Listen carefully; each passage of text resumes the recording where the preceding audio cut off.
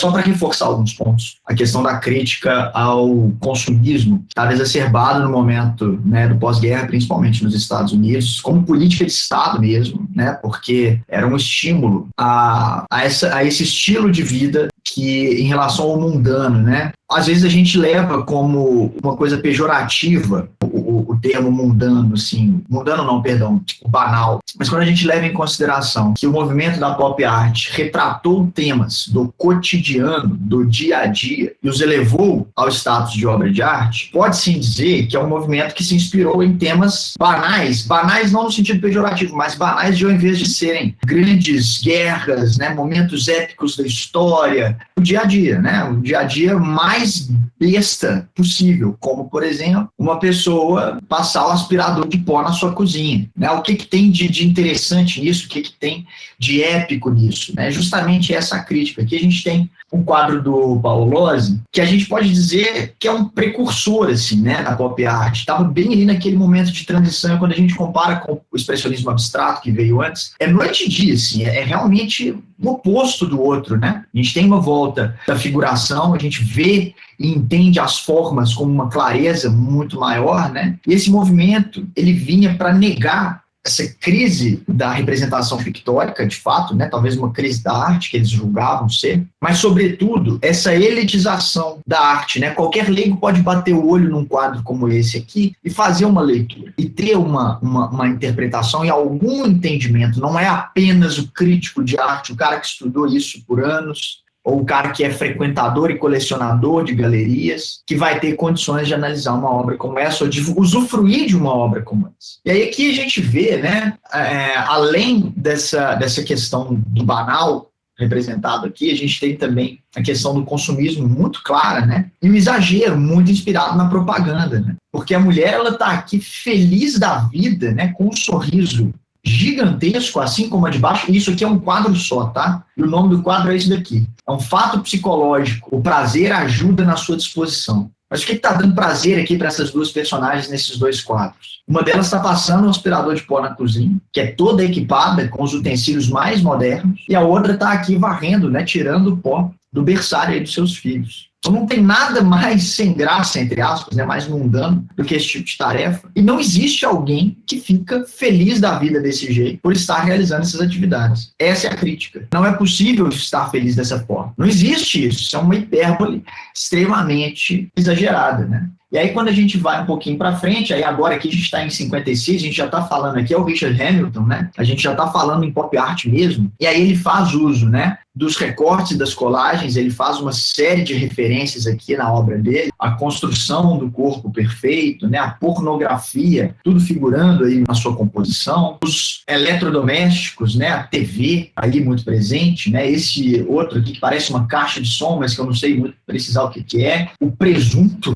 aqui no meio da mesa da sala, né, o carro que o cara dirige e gosta tanto a ponto de colocar a insígnia do carro, né, da Ford aí na parede também, né, e a referência também aqui aos quadrinhos, ou seja, de vários elementos que permeavam a cultura popular daquela época e que são, então, representados na obra de arte. O movimento, no entanto, ele é extremamente heterogêneo, né? Quando a gente pega artistas diferentes, a gente vê influências muito diferentes, que é o do fato desse movimento, apesar dele ter se consolidado, ter se tornado famoso mundialmente nos Estados Unidos, ele ter se iniciado na Grã-Bretanha na década de 50. Mas também, da mesma forma, era um país, né, destruído pela guerra e que estava ali precisando se reerguer e também participou dessa cultura aí do consumismo em uma proporção e escala diferentes, obviamente, né, mas da mesma forma. Aí a gente tem artistas como David Hockney, por exemplo, que não tem a reprodução, não tem o pontilhismo, não tem o recorte, não tem a colagem. Ele, em termos de execução, é um artista mais tradicionalista, por assim dizer, né? Mas olha o que é o quadro dele. Dá vontade até de entrar nessa piscina aqui, né? É o consumismo do consumismo, assim. Uma piscina não é uma coisa barata de se ter em casa, não é qualquer um que pode ter, dá muita despesa. É como se você comprasse um acessório para o seu bem mais caro de todos, que já é a própria casa. E aí não é qualquer casa, né? Só que ele usa essas formas extremamente limpas, assim, chapadas, é uma peça quase toda plana, apesar de a gente ter uma noção de profundidade, para justamente fazer alusão a esse dia ensolarado, né, e essa piscina vistosa, porque as pessoas são totalmente secundárias, quase dispensáveis aqui, né? A única referência a um ser humano aqui está justamente no splash da piscina.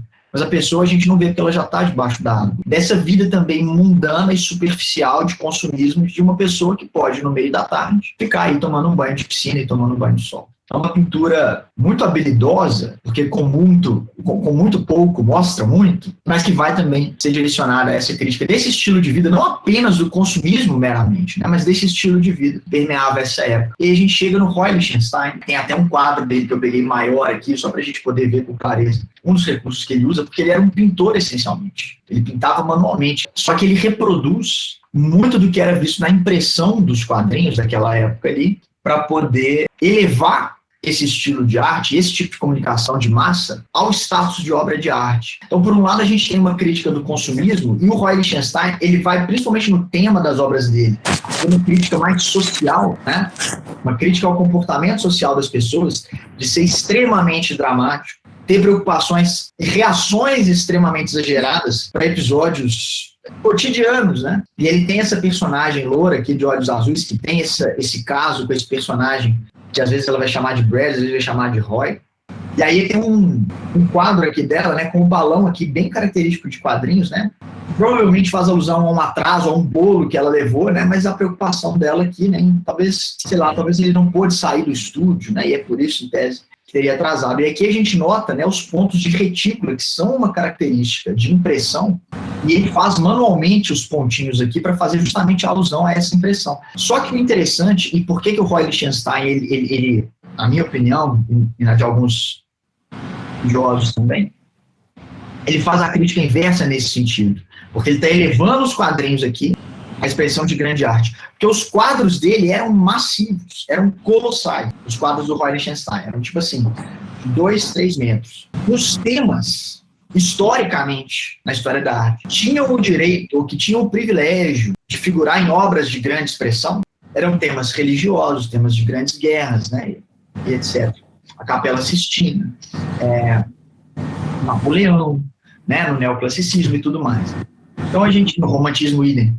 Então a gente tem aqui, né, uma coisa, um ambiente que era relegado a grandes obras, né, a obras de temática extremamente épica, por assim dizer, e agora uma coisa extremamente corriqueira, extremamente popular, que eram os quadrinhos. Não, aqui não é eu vou fazer uma tela, eu vou pintar cada filha da puta desse ponto da retícula que tá aqui, e não só isso, eu vou colocar isso numa puta de uma tela com metros de medidas, para que ela seja também elevada ao status que poucas obras antes eram elevadas. E aí a gente tem o Andy Warhol, né, e aqui tem o quadro na íntegra, que é o do Mao, né, Mao Tse Tung. Não é só pouco lisonjeira, especialmente esse daqui, que parece que ele está usando maquiagem feminina, né, essa questão da reprodução em massa. O Andy Warhol, ele construiu um estúdio no qual ele reunia ali artistas e a galera ficava morando ali, era quase como se fosse uma república, né? E como é que se chamava o estúdio do Andy Warhol? Factory, fábrica. E as obras eram produzidas também em larga escala. Então existe também uma crítica, né, a essa tradição da arte, que é uma herança do dadaísmo em muitos sentidos, e essa é uma delas, né? De retirar a necessidade da mão do artista em todas as etapas do processo. Não apenas o Andy Warhol, ele usa a serigrafia e processos técnicos de reprodução para poder fazer suas obras, mas ele também tem a ideia e repassa para os assistentes dele fazerem a execução no estúdio.